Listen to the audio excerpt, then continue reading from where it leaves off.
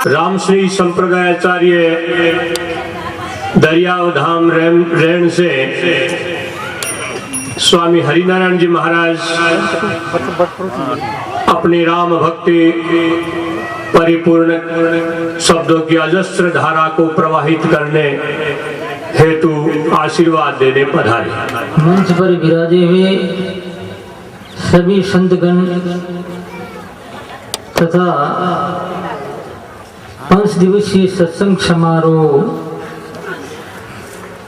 के निमित्त बनने वाले संत मंगलदास जी एवं इनके साथ में राम स्नेह सत्संग समिति जुड़ी हुई सभी सदस्यगण, इस सत्संग समारोह के साथ जुड़े हुए सभी भक्तगण, प्रिय भाई माता और बहन,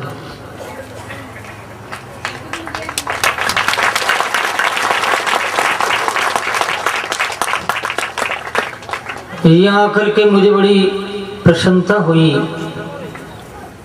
कि हमारे भारतीय संस्कृति वांग्मय में जो एक ऐसा तत्व है, वो तत्व चलता हुआ भी नहीं दिख रहा है और दिखता हुआ भी दिख रहा है, जिनकी अजस्र धारा निरंतर लगातार केवल हमारे भारतवर्ष में ही नहीं अपितु विश्व के कोने कोने में कोटि कोटि ब्रह्मांड में जिनके प्रभाव से प्रभावित ये सारा ब्रह्मांड हो रहा है, वो एक सत्य के मंडन को लेकर के हो रहा है। यद्यपि सत्य स्वरूप जो परमात्मा सर्वत्र व्यापक विभू है, आनंद का स्रोत है, सर्वत्र विद्यमान है, ये सब होते हुए भी उस परमात्मा को प्रकट करने के लिए हमें प्रयास करना होगा, क्योंकि जमीन में पानी अथाह है, सागर भरे हुए हैं अंदर, लेकिन जब तक हम मशीनरी लेकर के ट्यूबवेल नहीं खोदे जाएंगे अथवा पानी के लिए कुआं नहीं खोदा जाएगा तो पानी निकल नहीं पाएगा। तो पानी नहीं निकल पाएगा तो मनुष्य जाति के लिए फिर क्या होगा? कुछ भी नहीं। पानी के बिना ऐसे ही परमात्मा को प्रकट करने के लिए सत्संग की आवश्यकता है। तो इसलिए हमारे महापुरुषों ने इन विषय में कहा है, सब घट मेरा साइया और खाली घट ना को,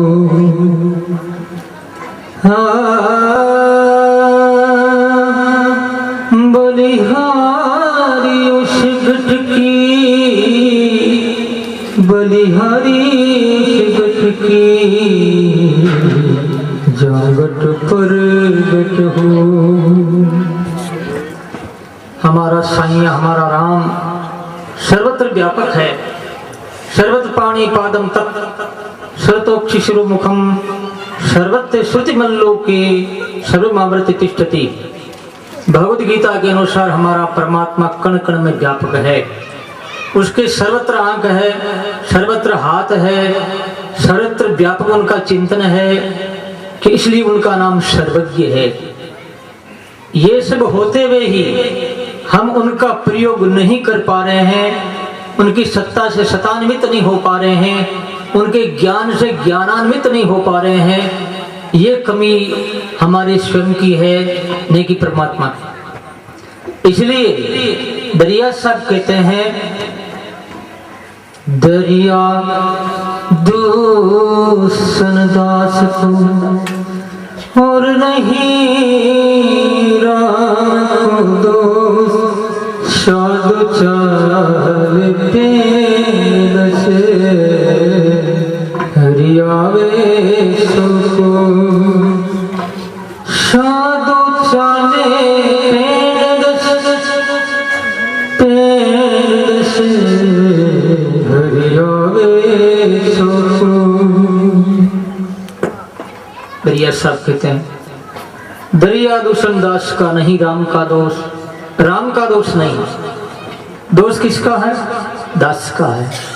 भजन करने वाले की कमियां है, यदि वो अपनी कमी पूरी कर दे, कमी को दूर कर दे, पूरा हो जाए, पूरा होने के बाद में ही पवित्र होता है। पवित्र आत्मा का ही आलिंगन परमात्मा करते हैं, नहीं कि ऐसे वैसे।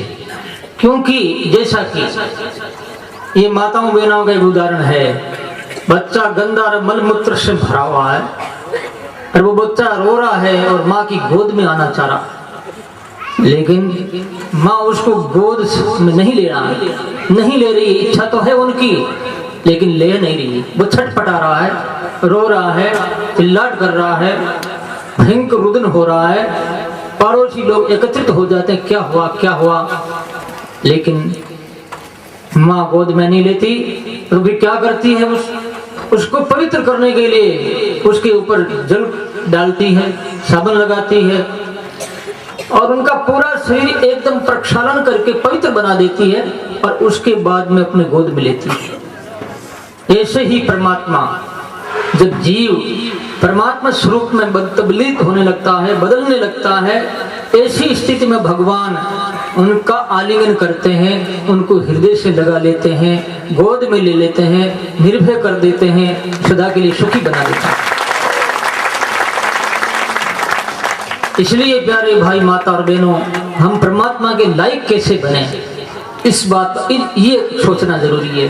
तो ये सोच कब होगा, जब हम अपने विचारों को बदलेंगे, हमारी आदत को सुधारेंगे, हमारा चिंतन अच्छा होगा, हमारा सोच अच्छा होगा, तो ही परमात्मा हमारे हृदय में आके विराजेंगे। परमात्मा तो ऐसे पकुलाट कर रहे हैं जैसे बच्चा माँ की गोद में आने के लिए, ऐसे ही भगवान गोद में आ जाते हैं। लेकिन जीव कितना अज्ञानी है, जिनके 3 जन्म बीत गए और वो भगवान को पहचान नहीं पाए। कौन? वसुदेव और देवकी। पहला जन्म में प्रश्नी गर्भा और सूतपा, इनके जन्म हुआ था प्रश्नी गर्भ भगवान। दूसरा जन्म में कश्यप और अदिति, जो 52 भगवान के नाम से जाने जाते हैं, हमारे 24 अवतारों में अवतार है। तीसरा जन्म भगवान कृष्ण का हुआ, वसुदेव और देवकी इनके माँ बाप बने, लेकिन फिर भी वो माँ बाप उनको जान नहीं पाए। कब जाने? जब कुरुक्षेत्र में खगग्रास सूर्य ग्रहण आया, उस ग्रहण काल में भारत की हजारों जनता वहां पे पहुंची। भगवान श्याम सुंदर अपने जाति बांधवों के साथ पहुंचे, पांडव भी आए हैं, माता यशोदानंद बाबा वो भी आए हैं। और वहां पर बड़े बड़े भृगु, च्यवन, वेदातिथि, वितिहोत्र, वशिष्ठ, कवि, हरि, अंतरिक्ष, बड़े बड़े उच्च कोटि के महापुरुष पधारे। और उन महापुरुषों को देख करके भगवान इतने आह्लादित हो गए। अहम अहम अहो वयम जन्मृतो लब्धम कार्षंत फलम देवानामपि दुष्प्रापम यदि योगेश्वर दर्शनम अहो वयम जन्मृतो, यानी हमारा जन्म सफल हो गया, हमारा कर्म सफल हो गया, हमारे जीवन की प्रक्रिया सफल हो गई, हमारा प्रयास सफल हो गया। ऐसे करके भगवान उन महान पुरुषों का सत्कार स्वागत किया। उसके बाद में बात चल पड़ती है क्या?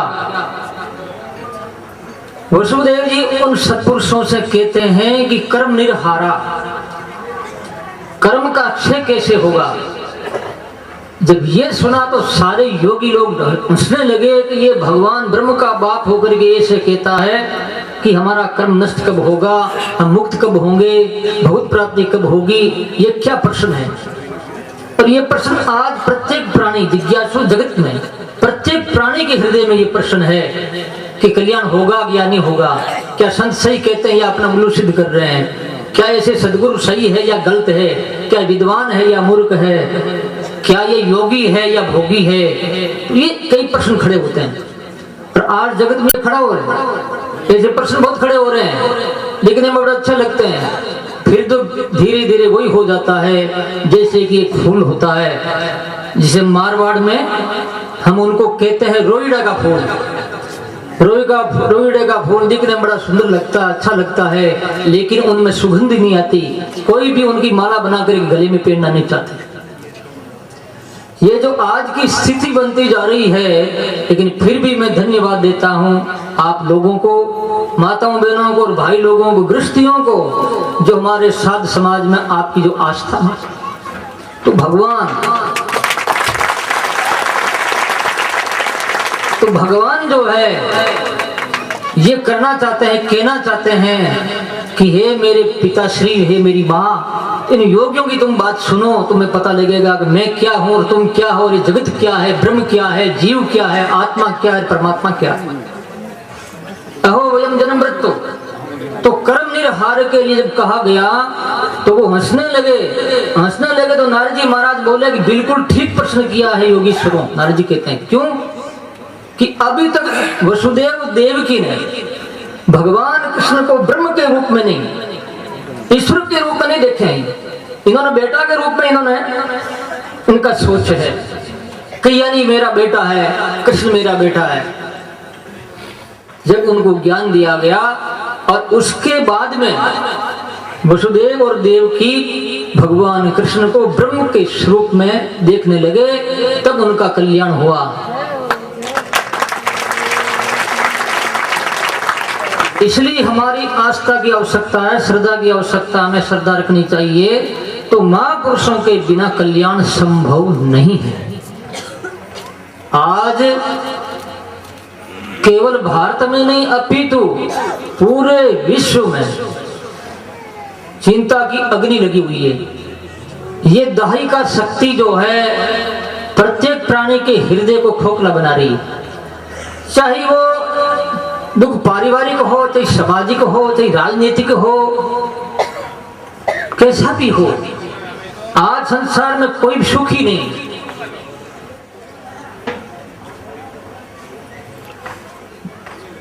इतने लोग दुखी है, वो मर नहीं जा रहे हैं, सिर्फ इतनी बात है। और कई मर भी रहे हैं। पेपर में नहीं पढ़ा तुमने, एक बेटा होकर के मां के ऊपर पेंट्रोल डाल करके जला देना, ये क्या बात है? क्या माँ के आदर्श को उसने समझा? क्या माँ तत्व को हरदगत किया? क्या माँ के प्यार को नहीं पहचाना? बाप बेटे को मारता, बेटा बाप को मारा, भाई भाई को मार रहा है। ये चारों ओर हाहाकार हो रही है। चाहे ऊपर की आवाज नहीं आए, लेकिन हृदय में तो ये आवाज दहक रही है, आवाज आ रही है निरंतर लगातार, बचाओ बचाओ, रक्षा करो रक्षा करो। इस आवाज को कौन सुनेंगे? इस आवाज को सुनने वाले हैं तो कोई महापुरुष ही है, बाकी नहीं तो तुम्हारे कोई दुनिया में कोई भी सुनने वाला नहीं। आग लगी आकाश में, जलजल पड़े अंगार, संत न होता संतदास, जड़ मरता संसार। आकाश में आग लगी और आग की वर्षा हो रही है। महापुरुष नहीं होते दुनिया में तो संसार का अस्तित्व खत्म हो जाता। आज जो धर्म अपनी स्थिति में है, जैसा भी है, जो कि उनके चार पैर के 3 पैर कट गए और एक पैर पर खड़ा है कलयुग में धर्म, तो संतों के कारण से खड़ा है। चौथा पैर भी कटने वाला है, और जिस दिन ये चौथा पैर कट जाएगा उस दिन धरती पाताल में चली जाएगी। इन्हें दुनिया रहेगी नहीं, धरती रहना, आकाश रहेगा, तो सारे तत्व नष्ट हो जाएंगे। इसलिए सज्जनों, परमात्मा की पहचान करने के लिए हमें प्रयास करना है। बिना प्रयास के बिना कोई बात समझ में नहीं आएगी, उनके आए बिना तो ज्ञान नहीं होगा। और जीते ज्ञानानुमुक्ति, जब ज्ञान नहीं हो तो मुक्ति कैसे होगी? जैसा कि मैंने पहले उदाहरण दिया था कि नीचे पानी जो है 50 फुट है या कितना भी है, आज तो 1000 फुट में अच्छा पानी निकलता है, और ज्यादा जो गहराई चली जाती है तो पानी खारा हो जाता है, फिर मीठा नहीं मिलता है। लेकिन प्रयास तो करना पड़ेगा। इसलिए हम परमात्मा की खोज में लगे हुए हैं। उनको प्राप्त करने के लिए हमें प्रयास करना होगा। वो कैसे मिले ध्यान से मिले या ज्ञान से मिले या भक्ति से मिले, कर्म से मिले, धर्म से मिले, जैसे भी मिले, बिना प्रयास किए बिना कुछ नहीं होता। महापुरुष मिल भी जाते हैं तो क्या हुआ, भगवान भी मिल गए, 3 जन्म जिनके बीत गए तो भी कल्याण नहीं हुआ। कब हुआ, जब सदगुरु मिले, नारद जैसे महापुरुष मिले, वशिष्ठ जैसे, भृगु जैसे, वेद व्यास जी जैसे ऐसे महापुरुष मिले, तब जाकर के उनका भला हुआ। इसलिए संतों से प्रीत पड़े तो पाड़िए और हाथ गले तो राम भजन में गाड़ी।